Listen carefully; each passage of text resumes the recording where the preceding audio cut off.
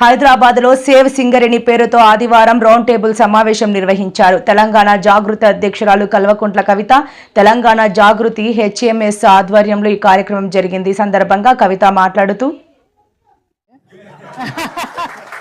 మళ్ళా మా ఇద్దరు రౌడీలకు తోడుగా ఇప్పుడు విశారదనన్న వచ్చిండు, మళ్ళీ సుభాష్ చంద్రబోస్ వాళ్ళ పార్టీ కూడా వచ్చింది. కాబట్టి మా రౌడీల గుంపును తట్టుకున్నాడు ఈజీ కాదు ప్రభుత్వానికి అన్న విషయం ఫస్ట్ గుర్తు పెట్టుకోవాలని చెప్పి నేను ప్రభుత్వాన్ని డిమాండ్ చేస్తూ, ఇవాళ ఈ రౌండ్ టేబుల్ సమావేశం నిజంగా ఏదో ఒక పొలిటికల్ ప్రోగ్రామ్ కాదు, ఏదో టైంపాస్కు పెట్టలేదు. ఇంత 300 కిలోమీటర్ల దూరం నుంచి ఇంత దూరం ప్రయాణం చేసి మీరు ఇక్కడికి రావాల్సినటువంటి అవసరం లేదు. ఎందుకు పెట్టినామంటే సింగరేణి మునిగిపోతున్నదనే బాధ, దుఃఖం, ఆవేశం, ఆక్రందనతోని ఈ కార్యక్రమం పెట్టుకున్నాం. బిల్కుల్ డాలో అన్న అబ్డాలు మనం ఇప్పటి నుండి కామ్రేడ్ అని పిలవాలి అక్కకు. Thank you. అంత దుఃఖంలో పెట్టుకున్న కార్యక్రమం ఇది ఏదో టైంపాస్ ప్రోగ్రామ్ కాదు. ఎందుకోసం అంటే ప్రభుత్వంలో ఉన్నటువంటి పెద్దలు, ముఖ్యంగా మైన్ శాఖ మంత్రిగా ఉన్నటువంటి ఉప ముఖ్యమంత్రి గారు భట్టి గారు మొన్ననే నైనీలో కుంభకోణం చేద్దామని కాంగ్రెస్ ప్రభుత్వం ప్రయత్నం చేసింది. మనందరం ఎదురు తిరిగే వరకు సచ్చినట్టు తోక ముడిచి ఆ కుంభకోణాన్ని క్యాన్సిల్ చేసుకోవాల్సిన పరిస్థితి వచ్చింది. ఆ బాధతోని, ఆ ఆక్రోషంతోని ఇవాళ కార్మికుల మీద పడ్డది కాంగ్రెస్ ప్రభుత్వం తప్పితే ఇంకోటి కాదు. నైనీలో మేము కోట్లు దోసుకుందామంటే వీళ్ళు అడ్డం పడ్డరు ఏంది అని చెప్పి 13,000 మంది కార్మికులు ఎక్కువ ఉన్నారని బట్టి విక్రమార్క గారు అసెంబ్లీ సాక్షిగా ప్రకటించడం అన్నది నిజంగా సిగ్గుచేటు.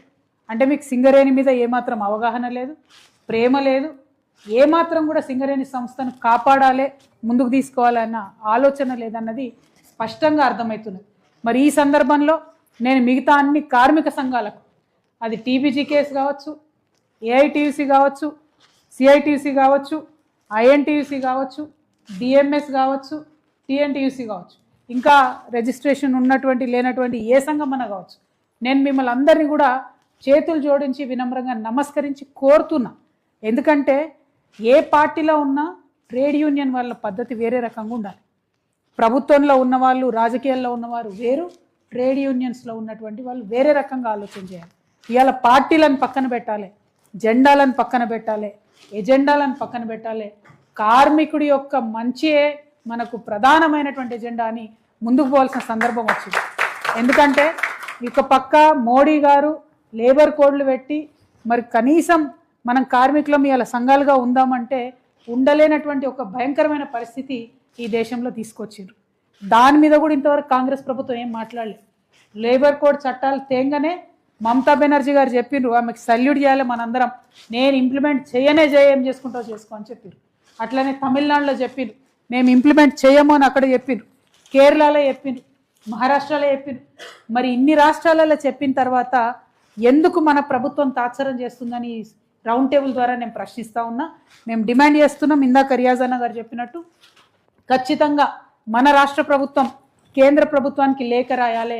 సింగరేణిల్ని కాదు, ఏ ఒక్క కార్మికులకు కూడా లేబర్ కోడ్ ఏదైతే కేంద్రం పాస్ చేసినటువంటి 4 నల్ల చట్టాలు ఉన్నాయో వాటిని అమలు చేయము అని చెప్పి ఖచ్చితంగా తక్షణమే ముఖ్యమంత్రి గారు లేఖ రాయాలి, అసెంబ్లీలో రెజల్యూషన్ చేయాలని కూడా ఈ సందర్భంగా మొట్టమొదటి డిమాండ్గా నేను ప్రతిపాదిస్తూ ఉన్నాను ఈ రౌండ్ టేబుల్ నుంచి.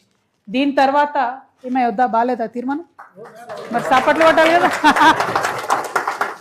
మరి రెండవ తీర్మానం, మన సింగరేణిలో టైం సెన్సిటివ్ ఇష్యూ ఏదైతే ఉందో, డిపెండెంట్ ఎంప్లాయ్మెంట్ ఏదైతే ఉందో, మెడికల్ బోర్డు పెట్టకుండా ఇబ్బంది పెడుతున్నటువంటి సందర్భాన్ని మళ్ళొకసారి ప్రభుత్వానికి గుర్తు చేస్తూ ఖచ్చితంగా మెడికల్ బోర్డు తక్షణమే పెట్టాలి, ఇప్పటివరకు పెండింగ్ ఉన్నటువంటి కేసులను తీయాలి, వాటిని పరిష్కారం చేయాలి. లేకపోతే టైం అయిపోతే, వాళ్ళ ఉద్యోగం అయిపోతే ఆ వారసులు శాశ్వతంగా అవకాశాన్ని కోల్పోతారు. కాబట్టి రెండవ తీర్మానంగా నేను ప్రవేశపెడతా ఉన్నాను మీ అందరి దీంతో, తక్షణమే మెడికల్ బోర్డు పెట్టాలి. మూడవది, అలియాస్ నేమ్స్ కోసం ఏదైతే పిల్లలు కాళ్ళు అరిగేలాగా చెప్పులు అరిగేలాగా తిరుగుతూ ఉన్నారో, మరి అలియాస్ నేమ్స్ ఉన్నటువంటి పెద్దవారు ఎవరైతే ఉన్నారో వారి సమస్యను పరిష్కరించండి. దానికి కోల్ ఇండియా రిఫరెన్స్ తీసుకుంటారా, ఎంఆర్ఓ దగ్గర సర్టిఫికేట్ ఇస్తారా, ఏదో ఒకటి చేయండి. దీనికి లీగాలిటీ వర్తించదు. మా అన్న చెప్పినట్టు ఓన్లీ పొలిటికల్ విల్ ఉండాలి, మీకు చేయాలన్న మనసు ఉండాలి. కాబట్టి మూడవ తీర్మానంగా ఈ రౌండ్ టేబుల్ సమావేశం నుంచి మేము అలియాస్ పేర్ల సమస్యను పరిష్కరించాలని చెప్పి ఈ ప్రభుత్వాన్ని డిమాండ్ చేస్తూ ఉన్నాం. ఇక నాలుగవది, మీరు ఏదైతే కరప్షన్కి పాల్పడతా ఉన్నారో, ఇందాక నేను చెప్పినటువంటి కంపెనీ ఏదైతే ఉందో అల్టిమా అన్న దాని పేరు అల్టిమో, ఈ కంపెనీ ఏదైతే ఉందో దాంతో సింగరేణి 2250 కోట్ల ఒప్పందం చేసుకుంది. ఆ ఒప్పందం ఏంది, దాని సంగతి ఏంది, అది తక్షణమే మీరు వైట్ పేపర్ రిలీజ్ చేయాలని 4వ తీర్మానంగా మేము ప్రవేశపెడతా ఉన్నాం. ఇక మిగతా అనేక అంశాలు ఉన్నాయి. మనకు కొత్తగా వచ్చేటటువంటి బ్లాక్స్ ఏవైతే ఉన్నాయో అది సింగరేణియే చేయాలి. అది నయని అయినా సరే, తాడిచెర్ల 2 అయినా సరే ఎండిఓలకు ఇవ్వకూడదు, సింగరేణి మాత్రమే దాన్ని ఆపరేట్ చేయాలని చెప్పి మేము డిమాండ్ చేస్తూ ఉన్నాం. అది 5వ తీర్మానంగా ప్రవేశపెడతా ఉన్నాం. మరి ఇట్లా అనేక అంశాలు ఉన్నాయి. ఇప్పటిదాకా పెద్దలు మాట్లాడినటువంటి అంశాలన్నిటి మీద కూడా నిరంతరం పనిచేస్తూ ఉంటాం.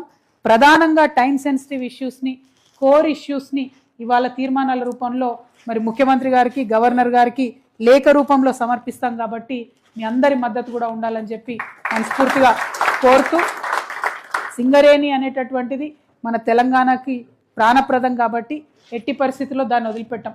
ఇవాళ ఏప్రిల్ 5వ తారీఖు, ఇంకొక 20 రోజులైతే 20వ రోజు నాడు ఈ రాష్ట్రంలో మరొక కొత్త ఆల్టర్నేట్ ప్రజాశక్తి, రాజకీయ శక్తి, తెలంగాణ జాగృతి సంస్థగా ఉన్నటువంటి మేము ఒక రాజకీయ శక్తిగా ప్రజల ముందుకు రాబోతా ఉన్నాం. డెఫినెట్గా కొత్త తరహా రాజకీయం ఎట్లా ఉంటుందో, ప్రజల పక్షాన నిలబడి చేసేటటువంటి రాజకీయం ఎట్లా ఉంటుందో, ప్రజల మంచి కోసం పనిచేసేటటువంటి రాజకీయ నాయకులు ఎట్లా ఉంటారో తెలంగాణ ప్రజలందరికీ చూపించే విధంగా, వారి ప్రత్యక్షంగా అనుభవంలోకి వచ్చే విధంగా ఫ్యూచర్లో మేము పనిచేయబోతా ఉన్నాం. మరి 20 రోజుల సమయంలో నేను మళ్ళీ డిమాండ్ చేస్తున్న కాంగ్రెస్ పార్టీకి, మేము ప్రవేశపెట్టినటువంటి 5 తీర్మానాలను మీరు మంచి మాట కమాన యాక్సెప్ట్ చేస్తే మంచిది, లేకపోతే పార్టీగా మారిన వెంటనే బాయిబాట పడతాం, కార్మికులందరినీ చైతన్యపరుస్తాం, సమ్మెకు కూడా వెనుకాడబోము. ఆనాడు 40 రోజులు సమ్మె చేస్తే తెలంగాణ రాష్ట్రం